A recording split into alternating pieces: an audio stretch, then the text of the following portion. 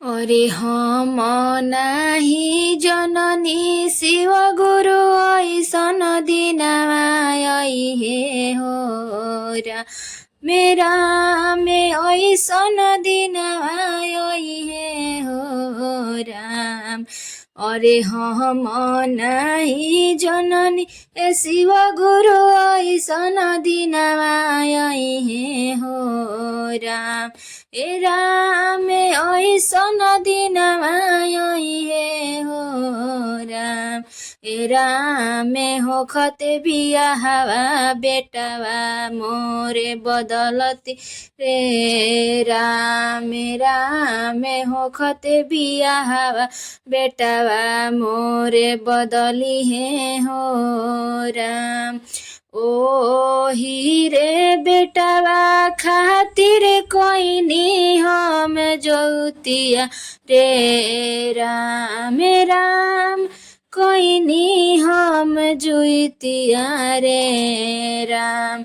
राम ओही बेटवा बुझे ना दरदिया रे राम। राम ओही बेटवा बुझे ना दरदिया हो राइल बुढ़रिया थकले शरीरिया बेटवा पभैनी भरवा रे राम। राम पतोहिया पभैनी भरवा रे राम। राम बेटवा भेजे वृद्ध आश्रम रे राम। राम पतोहिया भेजे टूटई मड़ैया रे राम। महाई महाई रहटत रहला भूल गइल बचनिया रे राम। राम भूल गइल बचनिया रे राम।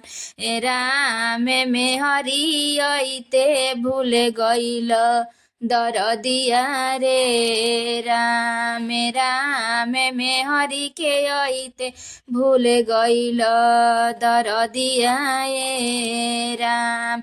हमारो ई बतिया बबुआ लागेला जहरिया ए राम। बबुआ लागेला गरिया ए राम। राम में हरि के बतिया लागेला मिठैया रे राम। राम में हरि के बतिया लागेला मिठैया रे राम। हमारो हरेंदर भैया तीन सूत्र बतवलन हो राम। राम तीन सूत्र बतवलन हो राम। हमारो नीलम दीदी तीन विधि बतवली हे राम। राम तीन विधि बतवली ए राम। राम हाथवा जोड़ी हाथवा पसारी दया मांगी हो ए राम।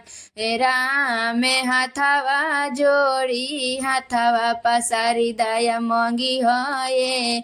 तो जितना गुरु बहिना ये चैनल के माध्यम से भजन सुनता नहीं वह दीदी या भैया के हम चरणों में प्रणाम करता नहीं। अगर ये भजन अच्छा लागल होखे तो लाइक करम जा, चैनल के सब्सक्राइब करम जा ताकि आगे गाना आपके पास जाए।